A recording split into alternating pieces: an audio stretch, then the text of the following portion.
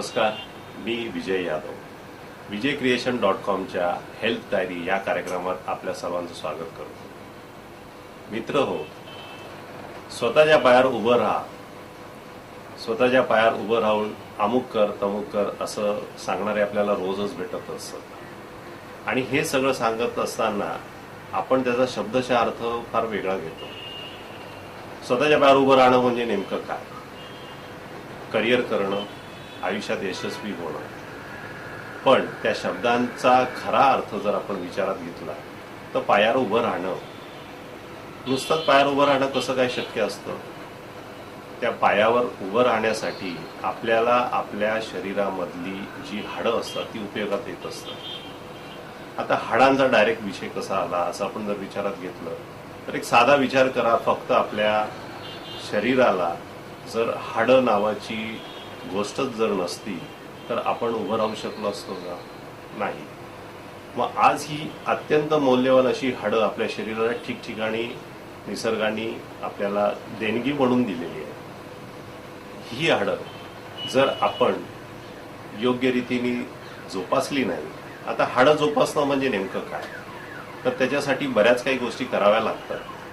पण हाडांना जर काही दुखापत झाली, कुठल्या कारणाने हाडं कमजोर झाली तर वेगवेगळ्या दुखापतींना आपल्याला सामोरं जावं लागतं.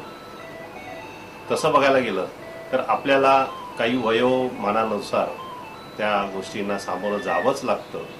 पण जर आपण योग्य वेळी योग्य वयापासून जर त्याची काळजी घेतली तर निश्चितच आपल्याला या सर्व गोष्टींची जास्त फिकीर करण्याची गरज नसते. पण जर दुखापत झाली आणि कुठल्या कुठल्या दुखापती होऊ शकतात, कुठले आजार होऊ शकतात हाडांचे, या संदर्भात आपण आज महत्त्वपूर्ण माहिती आपण जाणून घेऊया. आपल्यासोबत आज आहेत कल्याणमधील सुप्रसिद्ध orthopaedic surgeon doctor Rajendra Wankhede.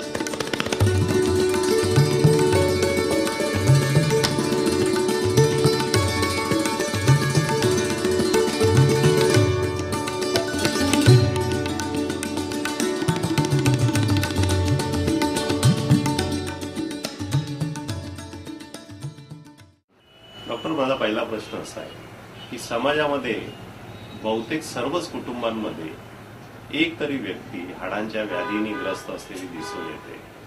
काय कारण असू शकतं अशा व्याधींचं? होय, तुम्ही म्हणताय ते अगदी बरोबर आहे. आता धावपळीच्या जीवनामध्ये आपण बऱ्याचशा गोष्टी विसरतो. उदाहरणार्थ रोजची धावपळ यामध्ये व्यायामाचा अभाव असतो. व्यायामाला आपण विसरतो. पौष्टिक अन्न आपण घेत नाही. पुन्हा व्यसनाधीनता हा त्यामध्ये एक प्रकार, म्हणजे त्यामुळे आपल्याला त्रास होतो किंवा बऱ्याचशा व्याधी, हाडांच्या बाबतीतल्या व्याधी आपल्याला होतात. डॉक्टर, सर्वसाधारणपणे हाडांचे आजार कोणकोणत्या प्रकारचे असू शकतात आणि कशामुळे होतात? मुख्यत्वे आपण जे बघतोय, हाडांमध्ये ठिसूळपणा येणे, ज्याला ऑस्टिओपोरोसिस म्हणतात, आणि ऑस्टिओआर्थरायटिस, ज्यामध्ये सांध्यांमध्ये त्रास असतो, हे दोन प्रकार नेहमीच आढळतात. आणि हाडांमधलं कॅल्शियम कमी होऊन हाडांची जी ठिसूळता वाढते, त्यामध्ये फ्रॅक्चर्स हे कॉमनली बघायला मिळतात. डॉक्टर, आर्थरायटिस म्हणजे नेमकं काय आणि कशामुळे होतं? आर्थरायटिस म्हणजे हा एक सांधेदुखीचा प्रकार आहे.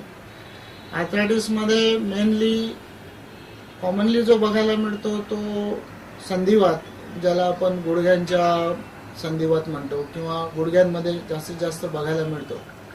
आणि दुसरा आर्थरायटिस म्हणजे रुमॅटॉइड म्हणजे आमवात, ज्याला आपण म्हणतो. या संधिवातामध्ये मुख्यत्वे गुडघेच इन्व्हॉल्व होतात आणि या गुडघ्यांची झीज होते. त्यामुळं पेशंटला चालणे फिरणे कठीण होऊन बसते, वेदना होतात, सूज येते सांध्यांवर.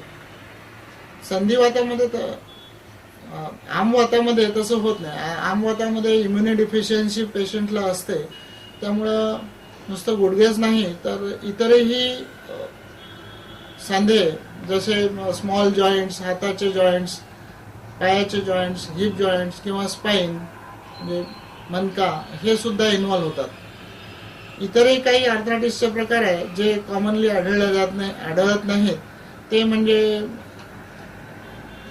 गाऊट, ज्याला आपण गाऊटी आर्थरायटिस म्हणतो, हे असे प्रकार संधिवातामध्ये बघायला मिळतात. डॉक्टर, सांधा म्हणजे नेमकं काय आणि ऑस्टिओ आर्थरायटिस मुळे सांध्याला नेमकं काय त्रास होऊ शकतो?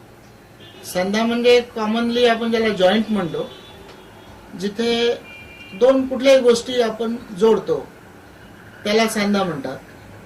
तर म्हणजे उदाहरणार्थ आपण जसं लाकडांमध्ये आपण जसं दरवाजा बसवतो, त्या ठिकाणी सुद्धा तो सांधा असतो, त्याला हिंज जॉईंट म्हणतो आपण. तशाच प्रकारे आपल्या शरीरामध्येही खूप सारे सांधे असतात. उदाहरणार्थ आपण गुडघ्याचं घेऊया.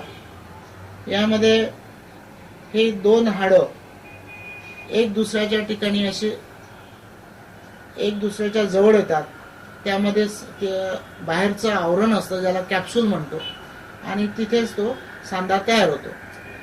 तर या सांध्याच्या दोन्ही हाडांच्या टोकावर एक कार्टिलेज नावाचं गुडगुडीत आवरण असतं, जे आवरण सांध्याला प्रोटेक्ट करतं आणि शॉक ॲब्सॉर्बर म्हणून काम करतं. त्याचं अन्नद्रव्य हे सांध्यामधल्या असलेल्या फ्लुइड मधूनच घेतलं जातं. हे आवरण जे गुळगुळीत असतं, त्या गुळगुळीत आवरणामुळे आपल्या सगळ्या सांध्यांची जी हालचाल आहे ती अगदी सुरळीतपणे आणि दुःख न होता, वेदना न होता होते. आता आपण हे कार्टिलेजच्या बाबतीत बघूया. तर हे कार्टिलेज जे सांध्याच्या वर टोकाला जॉईंटमध्ये कव्हर असतं, जे गुळगुळीत आहे. ऑस्टिओआर्थरायटिसमध्ये हे जे आवरण आहे हे हळूहळू ह्याची झीज व्हायला लागते. म्हणजे उदाहरणार्थ हे इथे आपण बघू शकतो की ही जी झीज आहे ही इथे बघा हा असा झीज झाल्यानंतर हा असा पोर्शन दिसतो आपल्याला. आणि ह्या झीज झालेली जी हाडाची टोकं आहेत, दोन्ही टोकं, ती एक दुसऱ्यावर घासल्यानंतर तिथे वेदना होणे, सूज येणे असा प्रकार घडतो आणि त्यालाच आपण ऑस्टिओआर्थरायटिस असं म्हणतो. डॉक्टर, आताच तुम्ही ऑस्टिओआर्थरायटिस बद्दल सांगितलं. ऑस्टिओआर्थरायटिस नेमका कोणाला होऊ शकतो, कुठल्या वयात होऊ शकतो, काही त्याला वयाचं बंधन आहे की काही वयाचं परिणाम आहे? शिवाय ऑस्टिओआर्थरायटिस झाल्यानंतर नेमकं कुठल्या कुठल्या शरीरातल्या कुठल्या कुठल्या भागांना त्रास होतो? आता जसं तुम्ही विचारलं की ऑस्टिओआर्थरायटिस कोणाकोणाला होऊ शकतो. ऑस्टिओआर्थरायटिस लहान मुलांमध्ये होत नाही, पण त्यामध्ये दोन प्रकार असतात. एक म्हणजे प्रायमरी ऑस्टिओआर्थरायटिस ज्याला म्हणतो आपण, आणि एक दुसरा हा झाला सेकंडरी ऑस्टिओआर्थरायटिस. तर प्रायमरी ऑस्टिओआर्थरायटिस म्हणजे ही जी झीज असते सांध्याची, ही नैसर्गिकरित्या नॅचरली होत असते. ती आपण साधारणपणे वयाच्या 50 नंतर, मुख्यत्वे स्त्रियांमध्ये याचा प्रकार जास्त आढळतो. साधारणतः वयाच्या 50 नंतर आपण हा प्रकार बघायला मिळतो. पेशंटला दुखणे हळूहळू चालू होते, गुडघ्यांमध्ये वेदना होतात किंवा सांध्यांमध्ये वेदना होतात. तर असा प्रकार सेकंडरी ऑर्थरायटिसमध्ये, ऑस्टिओआर्थरायटिसमध्ये होत नाही. सेकंडरी ऑस्टिओआर्थरायटिसमध्ये काय असतं की जर एखाद्या यंग व्यक्ती आहे, त्या व्यक्तीला जर सांध्याला इजा झालेली असेल आधी पूर्वी, उदाहरणार्थ त्याला फ्रॅक्चर झालेला आहे टिबियामध्ये किंवा गुडघ्याच्या आजूबाजूच्या हाडांमध्ये जर त्याला फ्रॅक्चर झालं तर ते काय होतं की कार्टिलेज हे फ्रॅक्चरमुळे ते डॅमेज झालेलं असतं, खराब झालेलं असतं. त्यामुळे त्याचं विअर अँड टिअर म्हणजे घर्षण त्याचं लवकर होऊन त्या सांध्याची लवकर झीज होते. अशा व्यक्तीमध्ये आपण ऑस्टिओआर्थरायटिस कमी वयातही बघू शकतो, पण त्याला सेकंडरी ऑस्टिओआर्थरायटिस म्हणतात. हा ऑस्टिओआर्थरायटिस प्रायमरी जो असतो तो मुख्यत्वे आपण गुडघ्यांमध्ये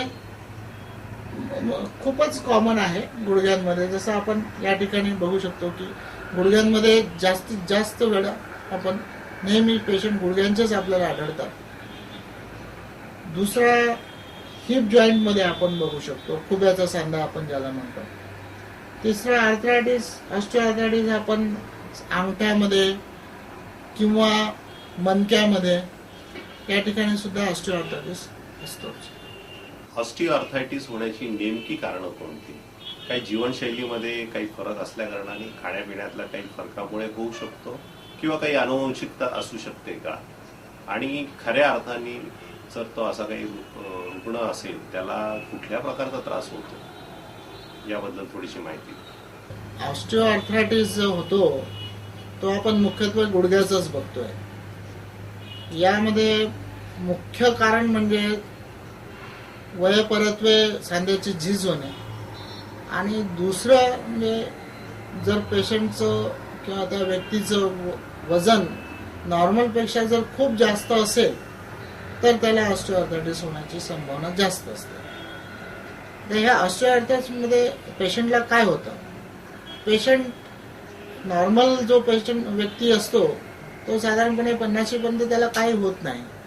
जर त्याचं नॉर्मल वजन असेल, नॉर्मल ॲक्टिव्हिटीज असतील, नॉर्मली व्यायाम घेत असेल, रेग्युलर व्यायाम करत असेल, तर त्याला काही होणार नाही.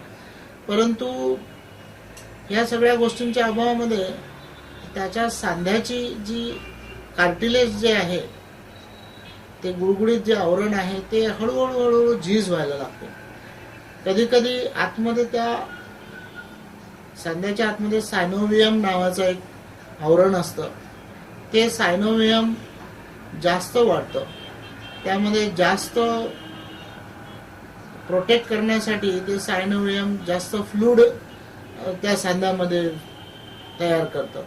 त्यामुळं पेशंटला गुडघ्याला किंवा कुठल्या सांध्याला सूज येणे, वेदना होणे, हालचाल मंदावणे ही अशी लक्षणं दिसून येतात. आणि हळूहळू जसं या ऑस्टिओआर्थरायटिसमध्ये आपण 2 ग्रेडिंग करू शकतो. ॲक्च्युअली त्याची 4 ग्रेडिंग्स आहेत, ग्रेड 1 to 4. सुरुवातीच्या ग्रेडमध्ये पेशंटला थोडंसं खाली बसलं किंवा बराच वेळ गुडघा मांडी मारून बसलं तर सांधा दुखायला लागतो. नंतर हळूहळू जसजशी हालचाल वाढते तसतसं ते दुखणं कमी होतं. पण जसं सांध्याची झीज होत जाते जास्तीत जास्त तसं ग्रेडिंग वाढत जातं. सगळ्यात शेवटल्या ग्रेडमध्ये काय होतं की पेशंटच्या सांध्याचं जे कव्हरिंग असतं ते पूर्णतः नष्ट होतं. त्यामुळं सांध्यामध्ये सूज येणे, असह्य वेदना होणे, त्याच्या दैनंदिन जीवनावर हालचालींवर परिणाम होणे, तो खाली सुद्धा बसू शकत नाही किंवा थोडा दूर जास्त चालू शकत नाही. तर हे असे प्रकार आणि अशी लक्षणं ऑस्टिओआर्थरायटिसमध्ये दिसून येतात. डॉक्टर, ऑस्टिओ आर्थरायटिस झालेल्या रुग्णावरती नेमक्या कोणत्या प्रकारचे उपचार केले जातात आणि कशा पद्धतीने रुग्णाला काळजी घ्यायला हवी?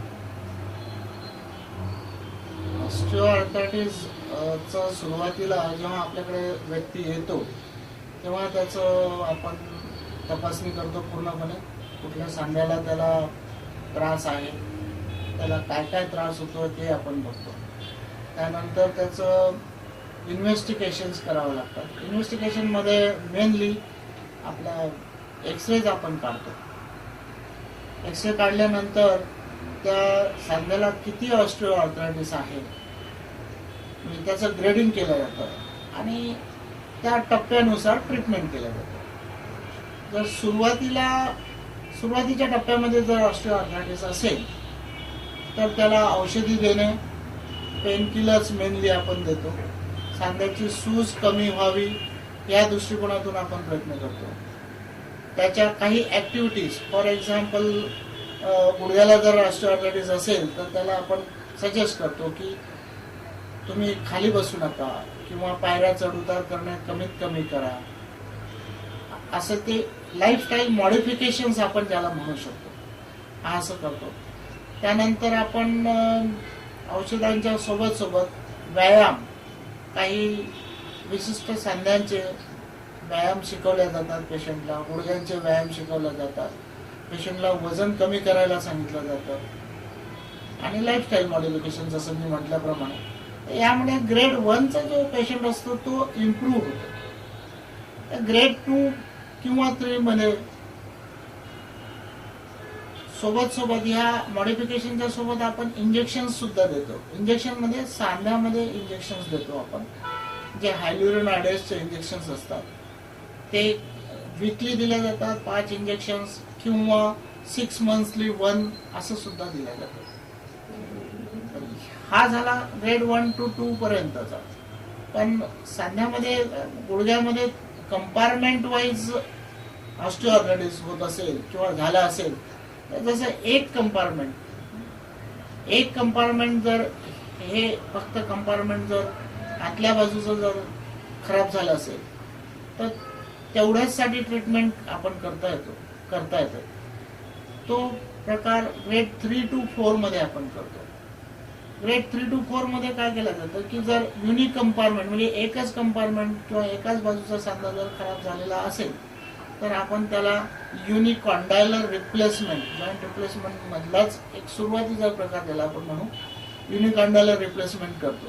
त्यामध्ये फक्त तो कॉन्डाईल तेवढा बदलला जातो आणि पेशंट नॉर्मल ऍक्टिव्हिटीज ज्या असतात त्या सगळ्या करू शकतो. आपण विचारात घेऊया ग्रेड 4. ग्रेड 4 मध्ये काय होतं की सांध्याची हालचाल पूर्णपणे बंद झालेली असते. सांध्याचा आकार सुद्धा बदललेला असतो. गुडघ्यामध्ये तिरकेपणा येणं, पेशंट अगदीच म्हणजे हालचाल त्याची बंद होणं, सगळ्या नॉर्मल रुटीन याला तो त्रासलेला असतो. अशा पेशंटमध्ये मी टोटल जॉईंट रिप्लेसमेंट सजेस्ट करतो. टोटल जॉईंट रिप्लेसमेंट म्हणजे काय की सांध्याच्या ज्या तिन्ही साइड्स असतात, तिन्ही म्हणजे उदाहरणार्थ हे हा टिबिया बोन आहे याचं हे आवरण, त्यानंतर हा फिमर बोन आहे याचं आवरण आणि याच्यावर एक वाटी असते जी गुडघ्याची, त्याला पटेला आपण म्हणतो, त्याचं आवरण. या तिन्ही गोष्टींच्या आवरण काढून त्या ठिकाणी आर्टिफिशियल सांधा वरच्या बाजूनी खालच्या बाजूने आणि त्या वाटीला असं बसवलं जातं. आणि प्लस त्याच्यामध्ये जे सांध्याचे जे स्नायू असतात त्याचं सुद्धा बॅलन्सिंग केलं जातं. याला टोटल जॉईंट रिप्लेसमेंट म्हणतात. तसंच आपण हिप जॉईंट किंवा खुब्याचा सांधा ह्याच्यातही करू शकतो. त्यामध्ये आतला जो भाग आहे तो सुद्धा काढला जातो, त्याला ऍसिडाबुलम म्हणतात.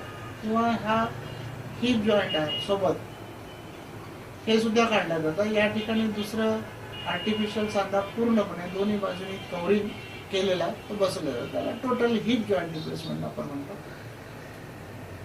नी, गुडघा आणि हिप जॉईंट रिप्लेसमेंट हे आजकाल कॉमन प्रकार झालेले आहे. आता जॉईंट रिप्लेसमेंट मध्येही खूप सारे ऍडव्हान्सेस आलेले आहेत. जसं आपण म्हटलं लिगामेंट बॅलन्सिंग, किंवा जेव्हा आपण सांधा बसवतो तेव्हा तो परफेक्ट बसलाय की नाही, त्याची नॅचरल जी पोझिशन असते ती व्यवस्थित आली की नाही, ते बघण्यासाठी आपल्याला नॅव्हिगेशन सिस्टीम नावाचा एक प्रकार आलेला आहे. नॅव्हिगेशन सिस्टीम मध्ये काय होतं की या बोन्सवर काही सेन्सर्स ठेवून, जे स्टराईल सेन्सर असतात, ऑपरेशन करतानाच या बोन्सवर, पेशंटच्या बोन्सवर ठेवून त्याचं ग्राफिक्स नॅव्हिगेशन सिस्टीम द्वारा कॉम्प्युटरवर बघितलं जाते. आणि मग आपल्याला कळतं की आपला अँगल किती आहे, अँगल थोडा चुकला का, कमी आहे का, परफेक्ट आहे का, नॅचरल अँगलशी मिळता जुळता आहे का, हे आपल्याला त्यानुसार कळतं. तर ही नॅव्हिगेशन सिस्टीम अगदी खूपच उपयोगाची आहे जॉईंट रिप्लेसमेंटमध्ये. आपण नेहमी वापरतो ती, आणि आजकाल तर खूप कॉमन झाली आहे ती वापरायला. टेक्निक शेवटी आपल्याला ऍडव्हान्स टेक्निक वापरायलाच पाहिजे. त्यानंतर सांध्यांमध्ये जसं ऑपरेटिव्ह सिस्टीम मध्ये सुधारणा झालेल्या आहेत, तशा सांध्यांचे जे मॉडेल्स आहेत, म्हणजे इतर कंपन्यांचे जे येतात, इम्पोर्टेड कंपन्यांचे येतात, काही इंडियन कंपन्यांचे, त्यामध्ये रोटेटिंग प्लॅटफॉर्म नावाचा एक नवीन सांधा आलेला आहे. रोटेटिंग प्लॅटफॉर्म मध्ये पेशंटच्या ऍक्टिव्हिटीज जास्त आपण तो करू शकतो. सहसा गुडघ्याचं रिप्लेसमेंट केल्यानंतर पेशंट विचारतो की मला खाली बसता येईल का. तो कधीही बसणारा नसतो, पण तो विचारतो मला खाली बसता येत असेल तरच मी गुडघ्याचं ऑपरेशन करतो. पण काय होतं की हा रोटेटिंग प्लॅटफॉर्म तुम्हाला नॅचरल सांधा तिथे असतो, त्यामध्ये गुडघ्याचा, टिबियाचा खालचा भाग पण असा त्यावरचा जो प्लॅटफॉर्म आहे तो रोटेट होतो. त्यामध्ये जेव्हा चालताना पेशंटला किंवा खाली बसताना जे नॉर्मल मुवमेंट होते ती त्या प्लॅटफॉर्म मुळे होते. त्यामुळे पेशंट कसं खाली बसू शकतो, स्विमिंग करू शकतो, बाकी इतरही त्याच्या ऍक्टिव्हिटीज असतील त्या नेहमीप्रमाणे तो करू शकतो. यामध्ये एक प्रश्न विचार असं वाटतो की हे जे कृत्रिम सांधे बसवले जातात हे साधारण कुठल्या मटेरियलचे असतात, आणि त्याचा शरीरात, अर्थात हे शरीराच्या आत बसवलेले असतात, डेफिनेटली त्याचा काही ना काही त्या शरीराच्या आतल्या भागावरती परिणाम, दुष्परिणाम असा काही होतो का, साईड इफेक्ट ज्याला आपण म्हणू शकतो, असं काही होतं का त्याचं? बरोबर आहे तुमचा प्रश्न. नॅचरल, कारण की हे फॉरेन मटेरियल आहे शेवटी. युजली हे जे सांधे बसवले जातात हे बोन सिमेंटने बसवले जातात, काही अनसिमेंटेड पण असतात.